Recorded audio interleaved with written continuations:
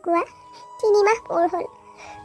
এই 3 মাহত তেওঁৰ জমা টকা কেইটাই ভালকৈ চলিলোঁ, কিন্তু এতিয়া দেখোন চলিবলৈকে টান হ'ব। মোৰতো যিয়েই নহওক, কিন্তু মই ৰিংকুকটো ভালকৈ খুৱাই পিন্ধাই ৰাখিব লাগিব। তাক সৰুৰ পৰা কষ্ট নোপোৱাকৈ 3 বছৰীয়া কৰিছোঁ। এতিয়া মই তাক বাপেক নাই বুলিয়েই কষ্টত থাকিবলৈ দিব নোৱাৰিম নহয়। এতিয়া মই নিজাকৈ যদি কিবা কাম এটা নকৰোঁ, তেতিয়া মই ল'ৰাটোক কেনেকৈ ডাঙৰ দীঘল কৰিম, কেনেকৈ পঢ়ুৱাই শুনুৱাই ডাঙৰ মানুহ কৰিম। মোৰজনৰো বহুত বেছি আশা আছিল, সপোন আছিল ৰিংকুক পঢ়ুৱাই শুনুৱাই ডাঙৰ মানুহ কৰাৰ, কিন্তু ভগৱানে তেওঁক সেইখিনি চাবলৈ সময়েই নিদিলে। অকালতেই মুকুৰ মাজৰ পৰা কাঢ়ি লৈ গ'ল। সকলোখিনি বোজা মোৰ মূৰৰ ওপৰত দি গ'ল। এতিয়া মই যিকোনো প্ৰকাৰে হ'লেও ৰিংকুক পঢ়ুৱাই শুনুৱাই ডাঙৰ মানুহ কৰিবই লাগিব। ৰীণা, তই কিবা চিন্তা কৰি আছ নেকি? বাহিৰৰ পৰা তোক ইমানকৈ চিঞৰিছোঁ, একো মাত বুলিয়েই লগোৱা নাই যে, সেয়ে ভিতৰলৈকে সোমাই আহিলোঁ।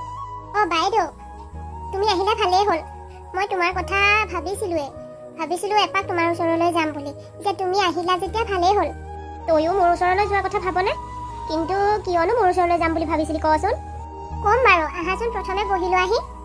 নাই, এতিয়া নবহোঁ। মই কামলৈ যাবলৈ ওলাই আহিছোঁ। ইয়াত বহি থাকিলে মোৰ কামলৈ গৈ পোৱাৰ দেৰি হ'ব, আৰু দেৰি হ'লে আজিকালি আৰু মানুহৰ কথা জানয়ে নহয়, বৰ বেয়াকৈ কয় অ'। সেয়ে মই সোনকালে যাবগৈ লাগিব।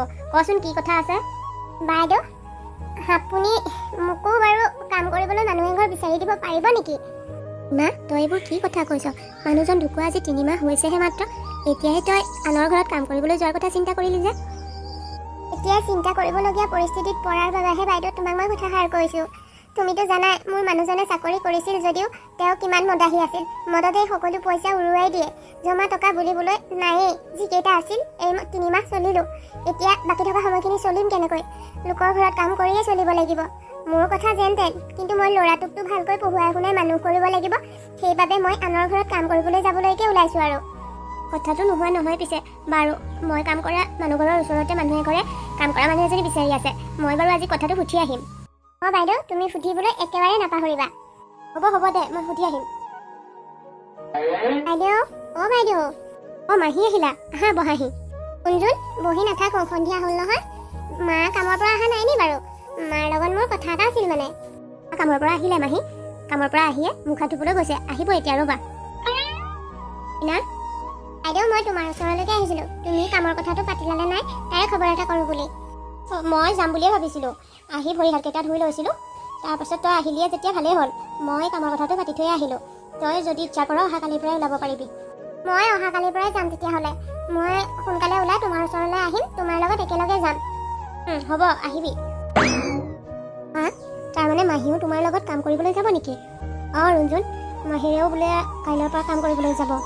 কথাটো শুনিয়ে কিবা আচৰিত লাগিছে। মাহীয়ে আনৰ ঘৰত কাম কৰিবলগীয়া পৰিস্থিতি এটা হ'ব বুলি মই যে কেতিয়াও ভবা নাছিলোঁ। মোহাইতো ইমানখিনি টকা পাইছিলে, একেবাৰে ইমান শেষ কৰি পেলালেনে? দাহী মানুহে জানো পইচা সাচিব পাৰে? যিকেইটা সাঁচতীয়া টকা থাকে তাকো চুৰুকি চাৰুকি লৈ যায়। হয় দিয়া, মাহীজনীলৈহে বেয়া লাগিছে। বাইদেউ, আজৰি হ'লানে নাই? মই আহিলোঁ নহয়। তই আহিলি? পিছে ৰিংকুকো লগত লৈ আহিলি যে? ৰিংকুক লৈ গ'লে কেনেকৈ হ'ব? কিন্তু বাইদেউ, এই 3 বছৰীয়া ল'ৰাটো মই ক'ত এৰি যাম? আৰু এনেও মই ৰিংকুক আজিলৈকে এৰি তেনেকৈ কলৈকো যোৱা নাই। এতিয়া দিনটোৰ বাবে আনৰ ঘৰত কাম কৰিবলৈ যাম। তাক কেনেকৈ এৰি থৈ যাম কোৱাচোন তুমি?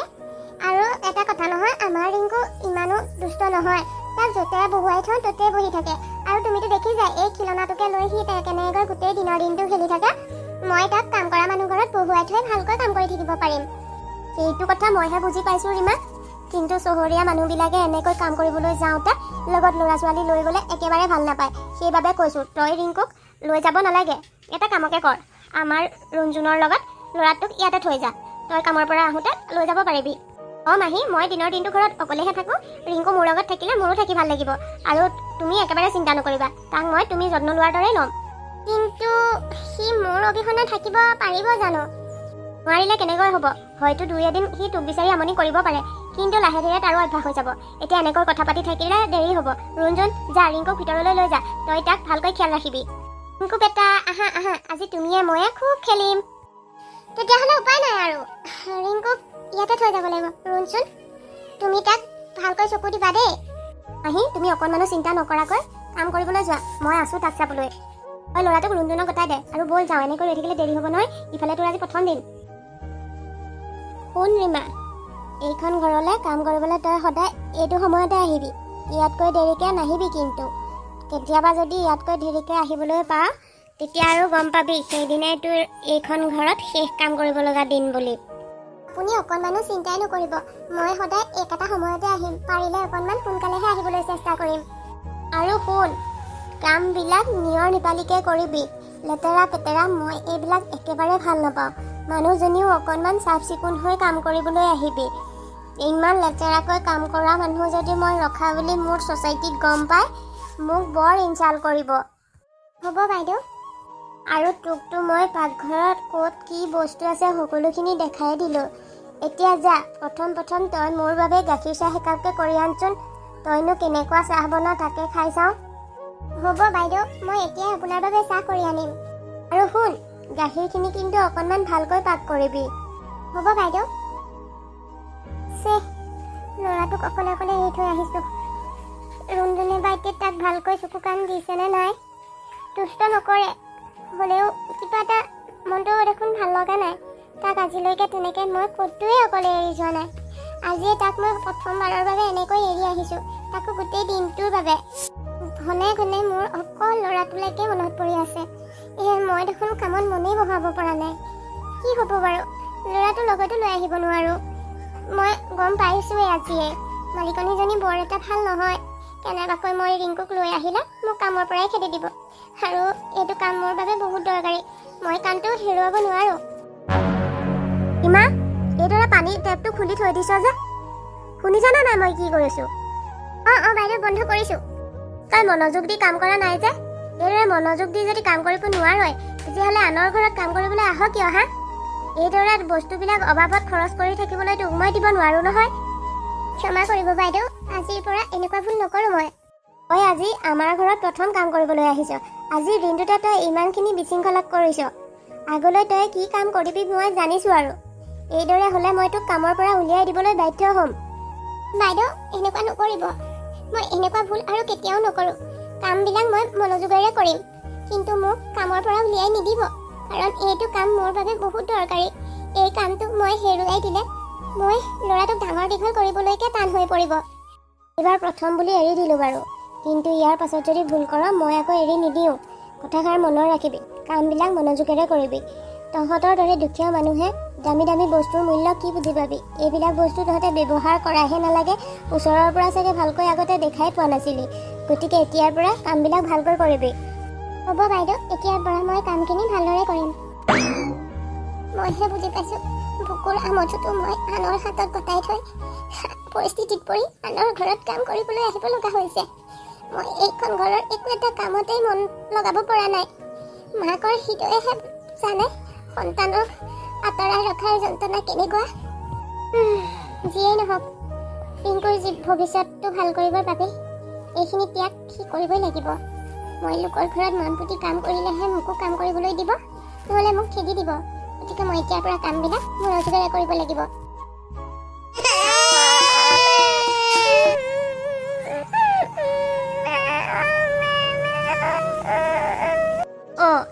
ই দেখোন ইমানকৈ কান্দিছে। নাকান্দিবি ৰিংকু, নাকান্দিবি, মা আহিব নহয়। মায়ে তোমালৈ কিবা খেলা বস্তু এটা আনিবলৈহে গৈছে, নাকান্দিবা।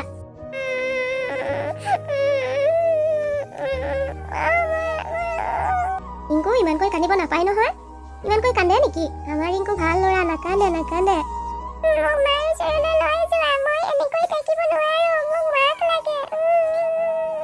বেচেৰাটো মাকৰ ওচৰলৈ যাবলৈ মন কৰিছে। ইয়াৰ ভোক চোকো লাগিব পাৰে। ভিতৰত গাখীৰ আছে নহয়, গাখীৰ অকণকে ইয়াৰ বাবে লৈ আহোঁগৈ। ৰিংকু বেটা, নাকান্দিবা দেই, ৰ'বা মই তোমাৰ বাবে খাবলৈ কিবা এটা আনোগৈ।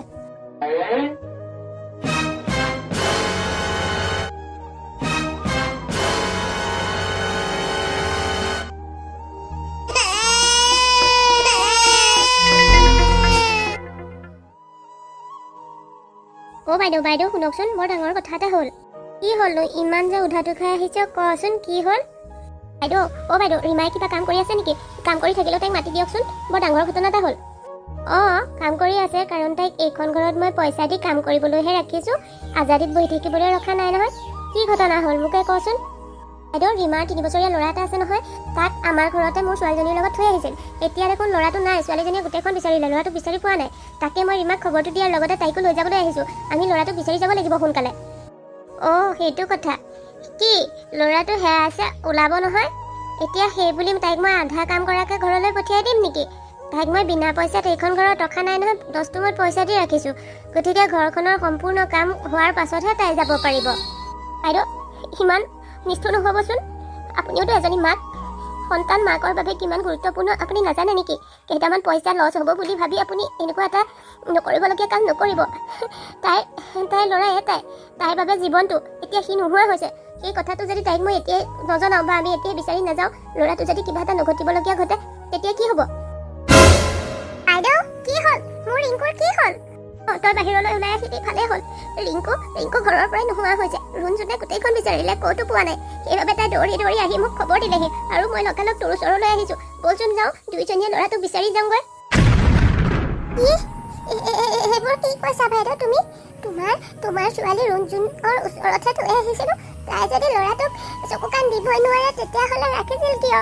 মই কাম কৰিবলৈকে নাহিলোঁ হয়, কিন্তু মই ল'ৰাটোৰ জীৱনক লৈ হাত এৰি হেতালি কেতিয়াও নেখেলিলোহেঁতেন। এতিয়া এইবিলাক কথা আলোচনা কৰি থকাৰ সময় নহয়। ৰীমা, সোনকালে যাওঁ, ল'ৰাটোক বিচাৰিব লাগিব নহয়। অঁ, তুমি ঠিকেই কৈছা, বোলা বাইদেউ, মই আহিলোঁ। আকৌ কামলৈ আহিব পাৰোঁ নে নাই নাজানো। ল'ৰাটোক যদি লগতে আনিবলৈ দিয়ে, তেতিয়া কামলৈ আহিম। নহ'লে মই এইদৰে ল'ৰাটোৰ জীৱনত হেতালি খেলিবলৈ দি মই কাম কৰিবলৈ আহিব নোৱাৰোঁ। মোৰ বাবে টকা ডাঙৰ নহয়, মোৰ ল'ৰাটোৱেই ডাঙৰ। ৰিংকু বেটা, আহা আকৌ। ক'ত আছা তুমি? আজি 3 দিনে ইমানকৈ বিচাৰি ফুৰিছোঁ, তুমি অহা নাই যে। তোমাৰ মালৈ মনত পৰা নাই নেকি? আহা আহা, মই তোমালৈ কিমান যে আশাৰে ৰৈ আছোঁ। আহা। ইমা, তই এতিয়ালৈকে খোৱা বস্তু হাতেই দিয়া নাই যে। আজি 3 দিন হ'ল, তই পানী এটুপিও পেটলৈ যাবলৈ দিয়া নাই। অন্ততঃ এই ৰুটি এখন হ'লেওতো খাই ল। নাই বাইদেউ, মই ৰুটি কেনেকৈ খাম? মোৰ ল'ৰাটোৱে এনেকুৱা চব্জি খাই বহুত বেছি ভাল পায়। সেয়ে সি আহিলে এই চব্জিখিনি তাক খাবলৈ দিম। আৰু এই পানী গিলাচ, সি ইমানখন ভাগৰি জুগৰি আহিব নহয়, তাৰ চাগৰ পিয়াহত অন্তকণ্ঠ শুকাই আহিব। তাক খাবলৈ দিম, সেইবাবে মই থৈ দিছোঁ, নাখাওঁ এতিয়া। তই যে কথা কৈছোঁ, আৰু সি আহিলে তাক মই বনাই দিম নহয়। এইখিনি থৈ দিলে ঠাণ্ডা হৈ যাব, তয়ে খাই লচোন।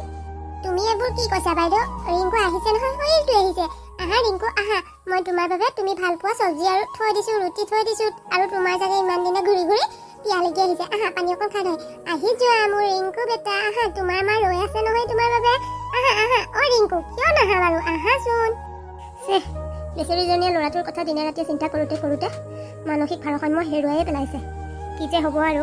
সোনকালে ল'ৰাটো সুস্থ শৰীৰে ঘূৰি আহিলেই হয় আৰু। থানাতো কেছ এটা দিলোগে, কিন্তু পুলিচে দেখোন একো খোৱা খবৰেই কৰা নাই। আজি কৈ আহিবগৈ লাগিব এপাক। বাইদেউ, ৰিংকু আহিছে, যোৱাচোন লৈ আহাগৈ তাক। চোৱাচোন, সি লেতেৰা হৈ আহিছে, ভৰি হাতকেইটা ধুই দিয়াচোন। অ' ৰিংকু, আহাচোন। কিয় নাহা তুমি মাৰ ওচৰলৈ? ৰিংকু, আহা আহা। আহিলে আহিলে, আহা আহা।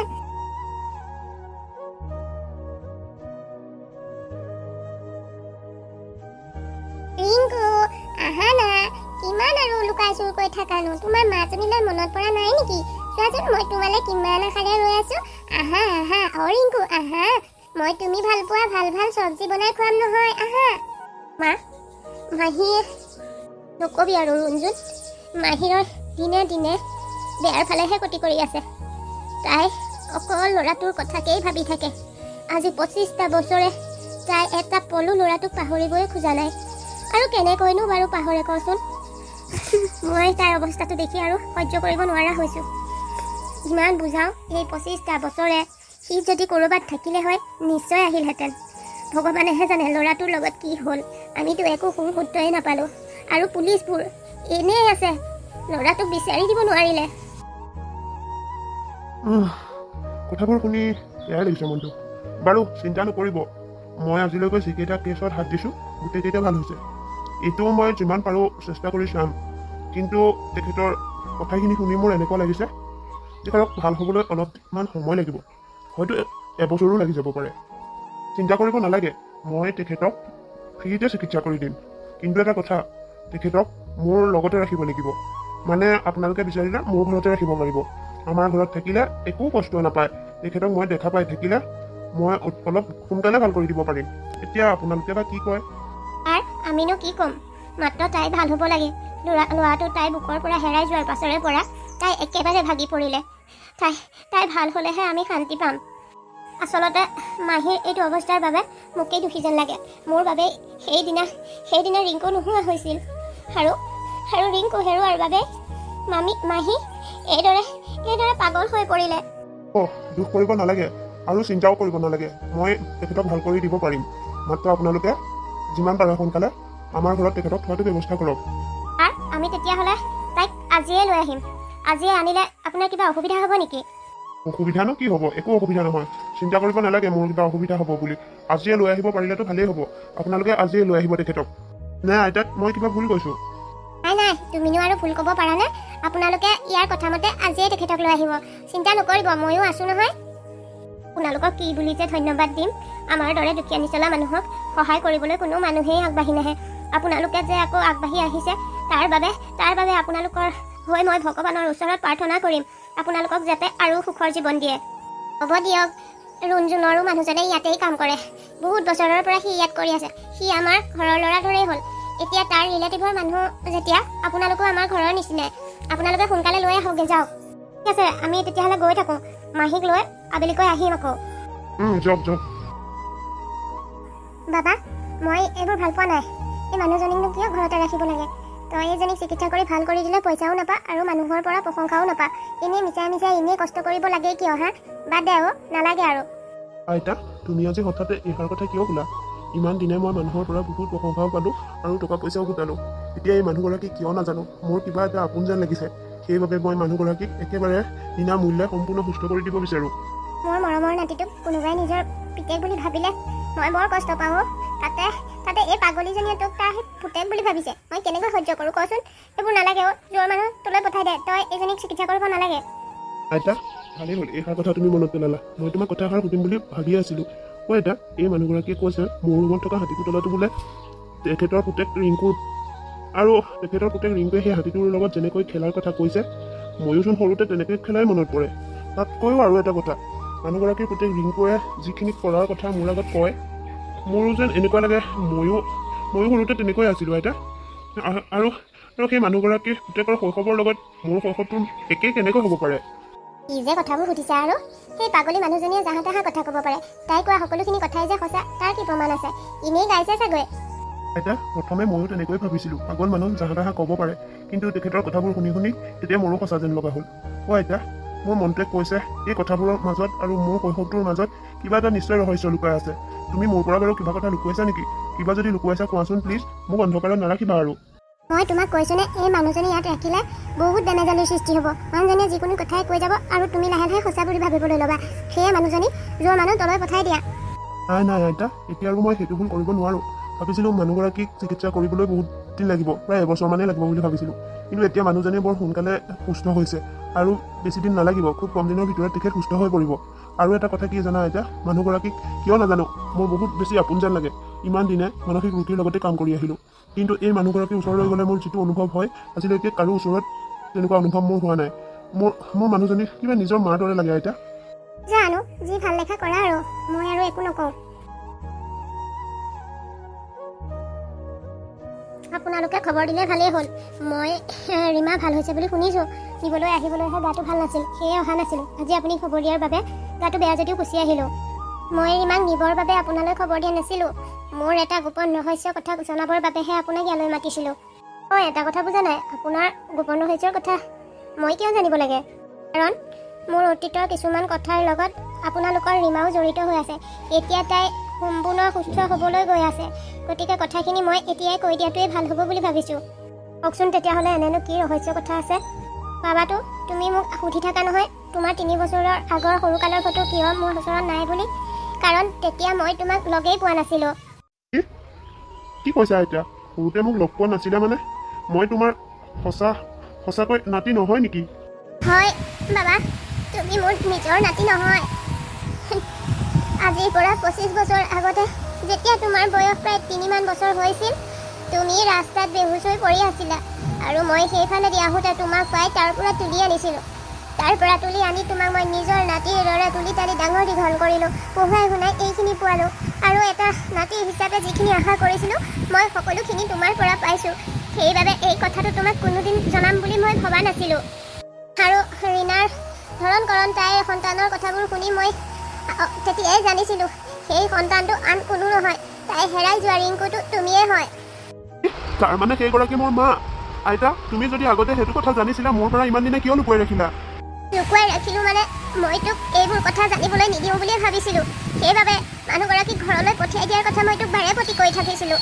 কিন্তু লাহে লাহে ময়ো অনুভৱ কৰিলোঁ মাকৰ বুকৰ পৰা এটা সন্তান আঁতৰাই থোৱাটো কিমান পাপৰ কাম হ'ব পাৰে। সেয়ে মই আজি সকলো কথা তোক কৈ দিয়াত সিদ্ধান্ত কৰিলোঁ। তই আন কোনো নহয়, ৰীণাৰ হেৰাই যোৱা পুতেক ৰিংকু। তই মাৰৰ ওচৰলৈ যা। তই কৈছিলি নহয় তাইক তোৰ নিজৰ মাৰ দৰে অনুভৱ হয় বুলি। হয়, সেইজনী তোৰ নিজৰ মা। জানিয়েই হওক বা অজানিতেই হওক, তই শুদ্ধত আছিলি বাবে চাচোন কেনেকৈ শুশ্ৰূষা কৰিবলৈ ভগৱানে মিলাই দিছে। যা তই ৰিংকুৰ ওচৰলৈ যা আৰু নিজৰ ৰিংকু বুলি পৰিচয় দেগৈ। ভগৱান, তোমাক কোটি কোটি ধন্যবাদ। ইমান দিনে ৰীণাই কৈ অহা কথাটো শেষত বাস্তৱত পৰিণত হ'ল। ৰীণাই সদায় কয় তাইৰ ৰিংকু উভতি আহিব, তাইৰ ৰিংকুৰ একো হোৱা নাই। সঁচাকৈ চাওকচোন, তাইৰ ৰিংকু এতিয়া কিমান ডাঙৰ হ'ল, এজন বিখ্যাত ডক্তৰ হ'লগৈ। মই এতিয়া আৰু এইখিনি ৰৈ থাকিব নোৱাৰোঁ। মই মাৰ ওচৰলৈ যাওঁ আৰু এতিয়াৰ পৰা মাক মই মোৰ লগতেই ৰাখিম। ইমান দিনে মই মা মৰমৰ পৰা বঞ্চিত হৈ আছিলোঁ। মা। অ ৰিংকু বেটা, তুমি মোক মাতিছিলা নেকি? অ' মা, মাতিছিলোঁ। ইমান দিনে তুমি মোক ৰিংকু বুলি ভবাৰ বাবে, অভিনয়ৰ বাবে মা বুলি মাতি আছিলোঁ। কিন্তু আজিৰ পৰা মই সঁচাকৈয়ে তোমাৰ ৰিংকু। তুমি মোৰ সঁচাকৈয়ে মা। তুমি মোক ক্ষমা কৰি দিবা, মই তোমাক চিনিবই পৰা নাছিলোঁ। মা, এতিয়াৰ পৰা আৰু মই তোমাক এৰি কলৈকো নাযাওঁ। তোমাক মই কথা দিলোঁ। ৰিংকু, এইবোৰ কি কৈছা? মই তেতিয়াই গম পাইছিলোঁ তুমি মোৰ ৰিংকু, মোৰ হেৰাই যোৱা সন্তান ৰিংকু। তুমিহে মোক চিনি পোৱা নাছিলা। মাকৰ হৃদয় সন্তানক যিমান দিন নেদেখিলেও, বহুত দিনৰ পাছত দেখা পালেও নিজৰ সন্তানক পাহৰিব কেতিয়াও নোৱাৰি। মই নিজৰ সন্তানক চিনিব পাৰোঁ। ৰিংকু,